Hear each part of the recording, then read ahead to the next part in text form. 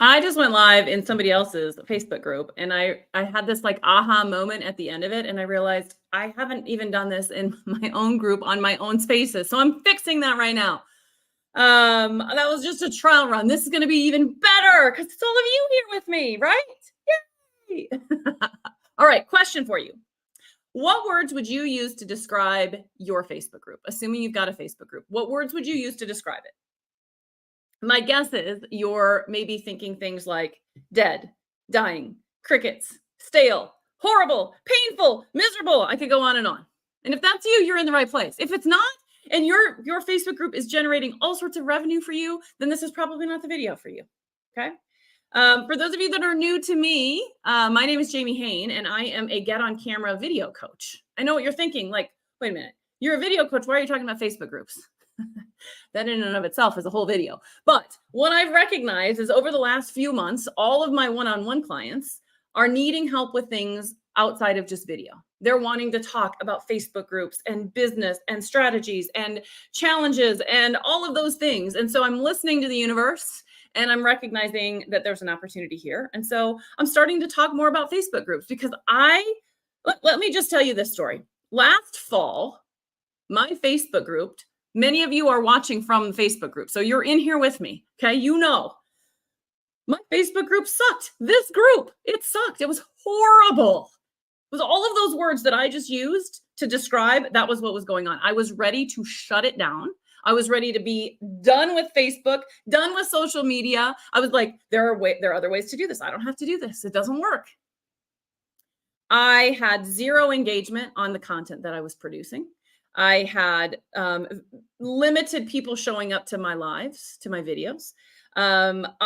Nobody was posting on their own. It was only me posting. It was crickets. I was not getting any sales. $0 were coming out of my Facebook group. I believed I had all the wrong people and that nobody had any money. And I believed that it was Facebook's fault, that Facebook changed the algorithm and screwed me over, that Facebook is dying. Nobody's on Facebook. Nobody's in Facebook groups anymore. And that's what I believed. And I reached out to several people that I trusted, coaches and whatnot. And I said, I'm done. I'm getting rid of it. I'm moving on. I'm done with the whole thing. And every single one of them said, don't do it. Don't do it. You're going to regret it. And I'm like, no, you don't understand. It's miserable. I hate it. I'm spending all this time and energy and I'm getting nothing from it. No. And one coach friend said, have you put everything into it? That was a good question. I had to stop and think about that. I had been so busy consuming content and taking courses and programs and signing up for coaching and memberships and freebies. And I was overwhelmed. And I recognized that all I was doing was consuming content. I wasn't actually applying it. And I hadn't applied it in my Facebook group. So she said, set a timeline, go all in. And if at the end of that timeline, you're still in this state, then you have permission to shut it down because then you'll know that you put everything in. So I gave myself 60 days. I'm so glad I gave myself 60 days. I'm so glad. Because those of you that are in the Facebook group, you know, it's a great group. It's so engaged. I'll just give you some numbers and data. I'm going to share my strategies. I'm going to share what I did here in a minute. So hang on with me. Don't go anywhere. An average Facebook group gets about 20% engagement. Average Facebook group, 20% engagement. Now those of you that are in my group, you know that we do go live challenges every quarter. So I have to take those out because that's off the charts engagement. So that has to go. So if I look at a non-challenge month and average my engagement, it's 800%. 800%. Average is 20. So that's huge, right? So then I thought to myself, okay, what if I pull out the video? Because I do a lot of video. So if I pull out the video, what does it do? If I just look at the posts, it's 120%. So still good, but not as good as when I have video in there. So teeny tiny plug. If you're not going live in your Facebook group, you're missing a huge opportunity. And if you need help going live in your Facebook group, I'm your girl. Okay. That's not what this video is about. The other thing that I will share is that, now 100% of my revenue is coming out of my Facebook group. I'm saying that wrong. The revenue that is coming out of my Facebook group is supporting my family right now. My husband's not well. He's got some health challenges. He's not able to work. And so the income and revenue that is coming out of my Facebook group is supporting us. Just put that into perspective. A year ago, zero. Okay. I tell you that not to brag, although I am proud of it, but I want you to understand that it is possible. Whatever you dream of for your Facebook group, you can create it. You can build it. So I would challenge you right now to get out some paper. And those of you that are with me live, you might not be able to do this now. So make a note and do it after. But if you're watching the replay, hit pause. And what I really want you to do is dream for a second. What do you want your Facebook group to be? What do you want it to look like, sound like, feel like? Do for you, revenue, income, all of it, engagement. Write it down. After you write it down, then resume this video. Okay. My guess is what's on your list are things like, I want people engaging. I want people commenting. I want people sharing and posting their own things. I want people asking me questions. I want my DMs to be on fire. I want people taking part in my events and activities and showing up when I go live. I want people connecting with each other. I want it to feel like a community. I want it to be a place where people want to hang out and spend time. And I want to make money. It's okay to want to make money. Maybe you want to make a difference. The more engaged your group is, the bigger difference you can make because more people are going to see your content. Those things can be possible. You can have them. I just did it a year ago. I just did it. So what I want to do is go through the strategies, the 6 strategies that I used, and I'm going to give you one tactic. Now, I will tell you, you've probably seen the post. I am going to, at the end of this, I'm going to make you an offer. I'm going to give you some options. So there's low cost and medium cost, but I'm going to give you options. But I'm going to pack in value in the next 20 minutes or so. And I hope that that's a fair trade. If not, you can walk. You don't have to stay on. Okay. Is that fair? Is that a fair trade? I'm hoping it's fair. Okay. So I think about it like this. Oftentimes, if you are only focused on one gear in your Facebook group, you can get a little bit of traction. But when you put all the gears together, there's a multiplying effect that happens. Okay. So if the one gear you're focusing on is your content strategy and the content that you're putting in your group, that's one wheel that's turning here. Yeah, it's going to make the others move, but it's not going to really get you where you want to go. You got to get all 6 of these bad boys moving forward. And then it's like a snowball effect. It's just going to take off for you. It's like I said, it's a multiplying effect. Okay. So I'm going to share with you all 6 strategies and I'm visual. So I'm going to give you a visual so you can screenshot this if you want, but you need to have a foundational strategy. Let me do this. Foundational strategy. What do I mean by that? What is the point of your group? Why should someone want to join it? How are you going to set it up? What are all the parts and pieces and components and rules? And what again, if you just start with, why would anyone want to be in this group? If you want to create a group that people want to hang out in, you got to get clear on your foundation. Why do they want to be there? Okay. Second, you need a growth strategy. You need to have regular people coming into your group. And if that's not happening, if it's been a while since you've had new people come in, it's because you don't have a growth strategy. And part of a growth strategy is also turnaround strategy. How do you turn it around and make sure that the people that are in there are engaging and get re-engaged and get involved? Okay, so that's all part of a growth strategy. Then you need a welcome strategy. That's number 3. Welcome strategy. What do I mean by that? The people who are joining your group, if they're the right people, which we'll talk about here in a second, they're warm leads. These are people who want what you're offering in the group. They're interested. And we ignore them. We just say, okay, here you go. Find your way around. Right? It's like having a party and not talking to your guests, not showing them where they put their coats in their bag and where they go get food and what time the dancing is going to start. You've got to create a warm welcome for them. You got to have a welcome series. There's more into that, but you gotta have a welcome strategy. I said the wrong word there, but welcome series is part of the welcome strategy. Okay, then you get into content. What are the things that they can consume in your group? What does that look like? What are the pillars in your group? What is the cadence of how often are you posting? All of those things. And what are you talking about? You got to have a strategy around that. Okay? Next, engagement strategy. It's not enough to just post. You can't just post and go, "Oh, I hope people engage." No, you got to take the offense. You got to drive that engagement. I did a whole series in the group about engagement and how to get more comments and reactions and views on your videos. If you haven't seen that, I dropped the link up above, down below, up above. I don't remember, whichever way it is. So go and watch that. It's a 3-part series. I dropped the first link and then you can get the second link inside the description there. But you got to drive some engagement.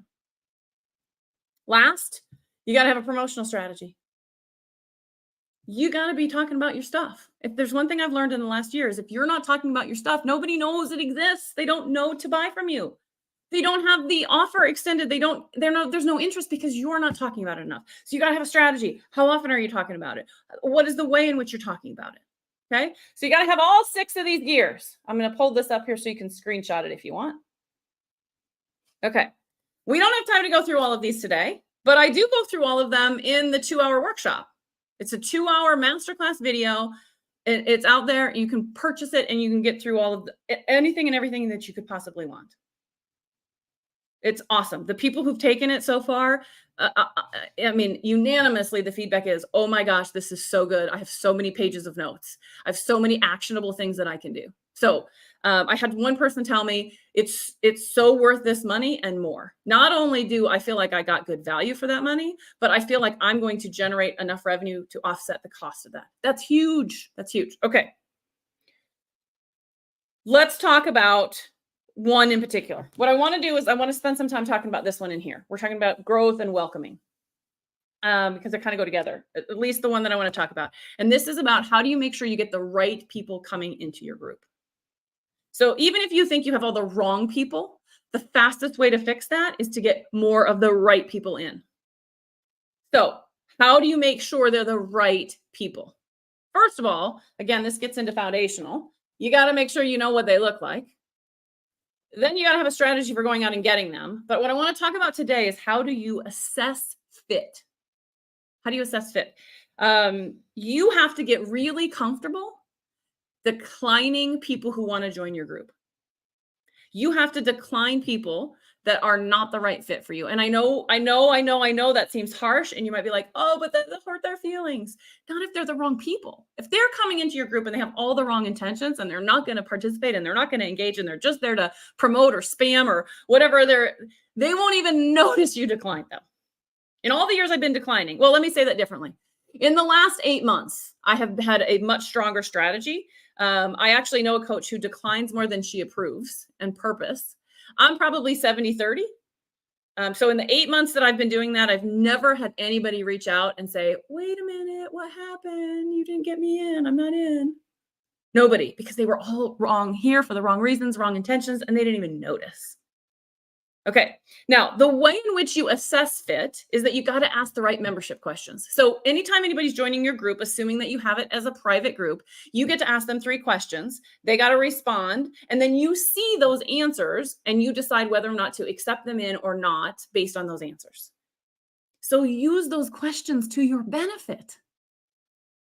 Okay. I'm going to give you three things. Yes, you get 3 questions. The first question should be an open-ended question that they can respond to, typing answers, and then you can read and get a real good feel for, is this person right for me or not? So often, and I have to admit, I did this. The first question we ask is, are you a coach or entrepreneur? Or which are you, a coach or an entrepreneur? Pick. Okay, granted, I get why that's important because you're assessing whether or not there are those things. But do you accept all coaches? What about a basketball coach? Do you accept all entrepreneurs? What about somebody that's in an MLM? Nothing wrong with any of those, either of those, but that might not be what you're aiming for. So the question doesn't get to the intent. So ask an open-ended question. Now, sometimes I see people will ask, why do you want to be in this group? Okay, for me, that's just too vague. Why do I want to be in this group? Because somebody told me it was a good group. Because you invited me, because a friend invited me. Okay, that doesn't help me as the owner, as the host of the group, make a determination. Doesn't help. Okay. So, question I asked, many of you are in my group and you saw the first question. The first question is, what is your biggest challenge with video? And if you don't have a challenge, this is probably not the group for you. So it does two things. It helps me understand what their challenges are, which gives me content, but it also helps me make sure that the right person in here, and I'm setting some expectations. If you don't have a video challenge, why do you want to be in here? Your intentions aren't right. Okay. Sometimes I get short answers and they'll just say, I lack confidence. So maybe I might go check them out a little bit more. Most of the time they give me a lot. 80% of the people who want to join my group answer that question. 80%. Okay. The ones that don't, I go and stalk them. And usually they're not my people. Okay. Sometimes they are though. Sometimes I get great people in here that they didn't have time or they just weren't in the place to answer. And I'm so glad I let them in anyway. So there's a judgment call that happens. Okay. That's question one. Question two, get their email address. You can't trust that Facebook's always going to be here, always going to work, always going to give you what you need. So get their email address. How do you get their email address? You ask a question that they can't help but want to give you the email. Give them something. Now stop and think before you just go. Again, this gets back to some foundational stuff. How much work do you want to put into this, right? So if you are offering a freebie, you can't really put a link in there because it's not clickable. So that's not going to work. So if you're saying I'll send you a freebie, now you got some emails to send or you've got an automation to build. And so there's some work involved, but it can work. If you give them something, oh my gosh, Juicy, yes, I want it. Drop me your email list and I'll get it. But I have to say this. I think we've kind of ruined the freebie thing. Maybe not ruined. That's probably not fair. But I think we've overdone it to the point where people are like, no, it's going to be junk. I don't want to give my email address for something that's not going to. So you got to make it really sound good. Make it juicy. Make it be the only place that you get this is right now. I will tell you, I go even super simple. It's about assessing fit. So I will say once a week, I send out an email with tips and links to videos to help you with your videos. Do you want it? Drop me your email. If they don't want it, are they my perfect person? I don't know. Assessment. You're assessing fit, right? I get a lot of emails that way. Probably 80% of the people give me their email address.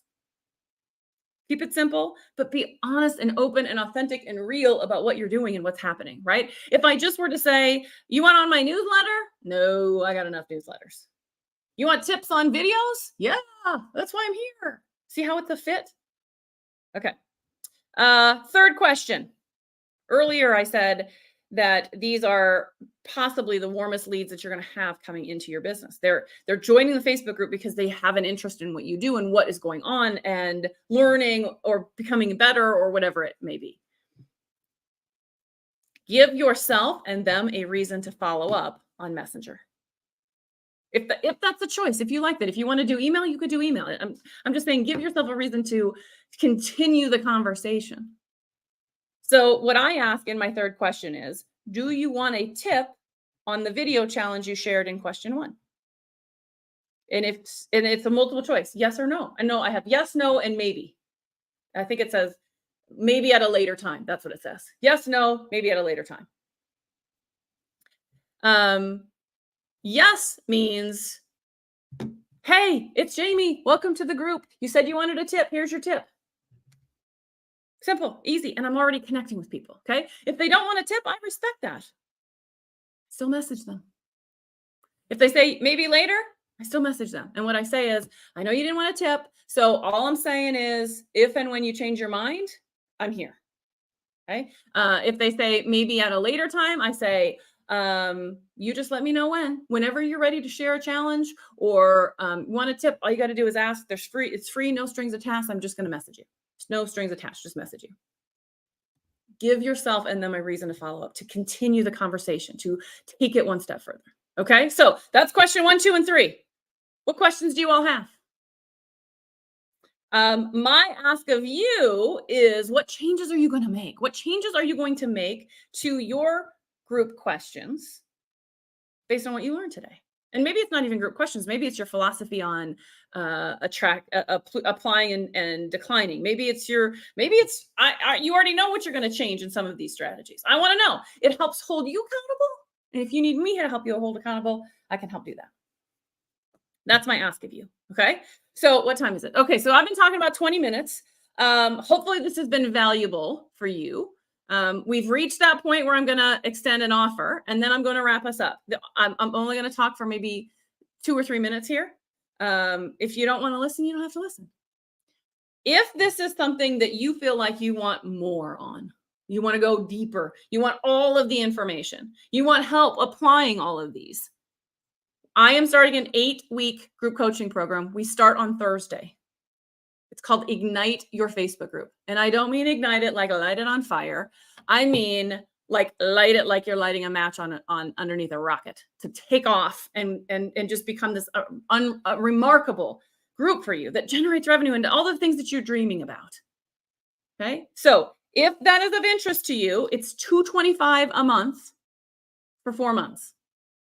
If you want to pay in full, you get a little bit of a discount. It's $875. Those of you that are in the Go Live League, you get 20% off. So just do some quick math. That's a great deal. If you're not in the Go Live League and you want this, maybe join the Go Live League so you get the discount. I'm just saying. Okay. And if you're like, I don't know, Jamie, I don't know if I don't know you well enough, or I don't know if there's going to be enough content here for me. Is it really going to help me? Then start with the workshop. It's $47. You get 20% off that too if you're in the Go Live League. Start with that. And then you come tell me if you got enough value in 2 hours. What would you get in 8 weeks? The 8 weeks is also you get some one-on-one time, you get a Facebook audit, and you get unlimited access to me for the 8 weeks plus 30 days, because you're going to need help applying what you learned. Okay. So that's called Ignite Your Facebook Group. I would love for you to join us. Everybody who's already in is pretty freaking excited. I know I'm excited as well. We're already jumping in this Thursday. We're going to dive into foundations. Then we're going to talk about content. So we're kind of skipping around. Okay.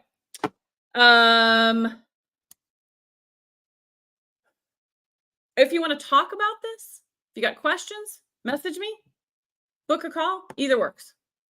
All right. That's enough of the promo and pitching. Here's what I will say in closing. I thank you for hanging out with me here for a little bit, 22 minutes.